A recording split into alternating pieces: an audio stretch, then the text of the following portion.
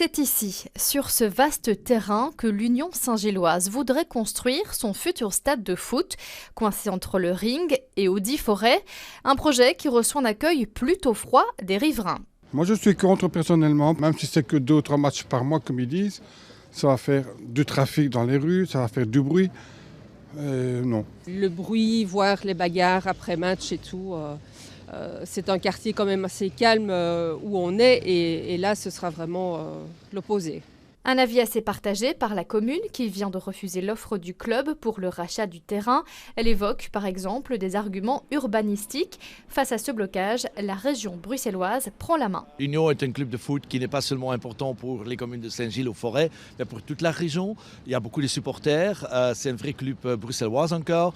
On a un investisseur étranger qui veut investir 60-70 millions d'euros dans un club. Il faut qu'on trouve un accord, sinon personne ne va le comprendre. Une réunion de projet s'est déjà tenue ce mercredi après-midi. L'Union mise beaucoup sur le rôle de la région dans ce dossier. Le club négocie depuis 4 ans autour de ce rachat de terrain. Pour lui, aller ailleurs n'est pas envisageable. Notre volonté est de rester dans la région bruxelloise. Nous croyons vraiment en ce projet. Le site du BEMT est idéal, c'est le meilleur endroit possible. Il ne pose pas de problème concernant la préservation de la nature.